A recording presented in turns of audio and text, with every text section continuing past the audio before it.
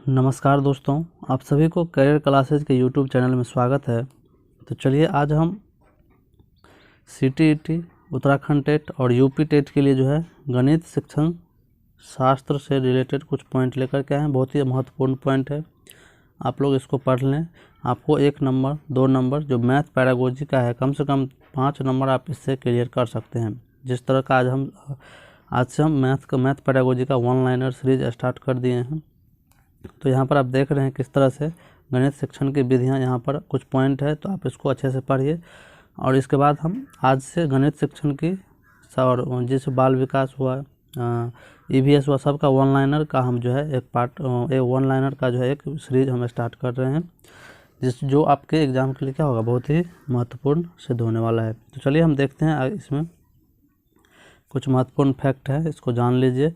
एक में देख लीजिए, छोटी कक्षाओं के लिए गणित की उपयुक्त विधि कौन सी है। तो छोटी कक्षाओं में गणित के लिए सबसे उपयुक्त विधि पढ़ाने के लिए है, और कोई भी सब्जेक्ट हो उसको पढ़ाने के लिए खेल मनोरंजन विधि क्या है, सबसे महत्वपूर्ण है। समझ गए। 2 में देख लीजिए, रेखा गणित शिक्षण की सर्वश्रेष्ठ विधि ये कौन सी होगी, तो विश्लेषण विधि। इसमें विश्लेषित करके बताना पड़ता है, बच्चों को पार्ट में बांट के बताना पड़ता है। 3 में देख लीजिए, बेलनाकार आकृति के शिक्षण की सर्वश्रेष्ठ विधि। बेलनाकार आकृति के शिक्षण की सर्वश्रेष्ठ विधि कौन सी है, आगमन निगमन विधि। आगे देख लीजिए, नवीन प्रश्न को हल करने की सर्वश्रेष्ठ विधि कौन सी है, आगमन विधि की। पहले उदाहरण दे, फिर हम उसको क्या करें, नियम की ओर ले चलें। 5 में है, स्वयं खोज कर अपने आप सीखने की विधि। ये क्या है, अनुसंधान विधि, यानी खुद से करके सीखने की विधि कौन सी है, अनुसंधान विधि, यानी स्वयं खोजकर अपने आप सीखने की विधि कौन सी है, अनुसंधान विधि।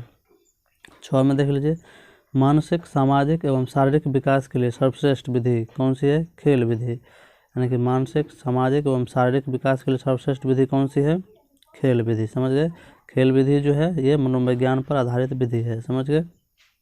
7 देख लीजिए, ज्यामिति की समस्याओं को हल करने के लिए यह विश्लेषण विधि। रेखा गणित को भी पढ़ाने के लिए कौन सी विधि है, सबसे अच्छी विश्लेषण विधि। समझ गए। चलिए, सर्वाधिक खर्चीली विधि कौन सी है, प्रोजेक्ट विधि। प्रोजेक्ट विधि क्या है, सबसे खर्चीली विधि है। चलिए आगे देख लीजिए, इसमें क्या है, अब बीजगणित शिक्षण की सर्वाधिक उपयुक्त विधि कौन सी है, तो समीकरण विधि। कौन सी है, समीकरण विधि। आगे है, सूत्र रचना के लिए सर्वश्रेष्ठ विधि कौन सी है, तो आगमन विधि। सूत्र रचना के लिए सर्वश्रेष्ठ विधि कौन सी है, तो आगमन विधि। अगला देख लीजिए, प्राथमिक स्तर पर अंक गणित शिक्षण की सर्वश्रेष्ठ विधि कौन सी है, ये खेल विधि है। अंक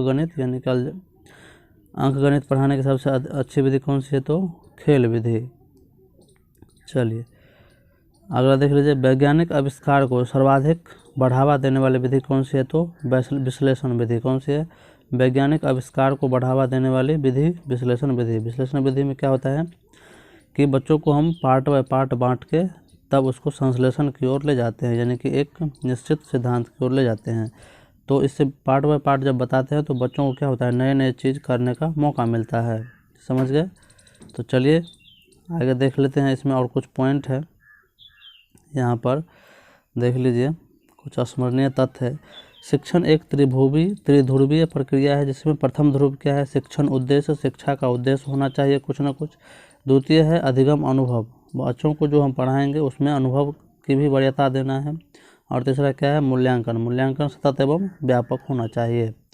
चलिए दूसरा देख लीजिए, व्याख्यान विधि में शिक्षण का केंद्र बिंदु अध्यापक होता है। समझ गए। व्याख्यान विधि में शिक्षण का केंद्र बिंदु कौन होता है, अध्यापक होता है, वही सक्रिय रहता है। समझ गए।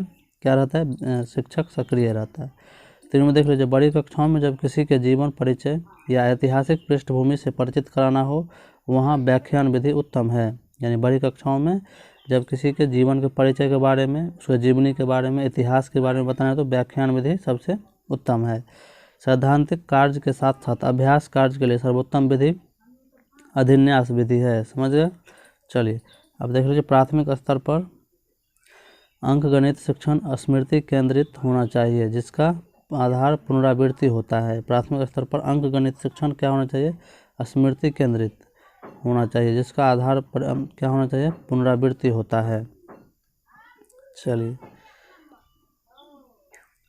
इतना समझ गए 1 लाइनर। इस वीडियो में इतना ही। वीडियो अच्छा लगे तो लाइक, सब्सक्राइब और शेयर जरूर करें। धन्यवाद।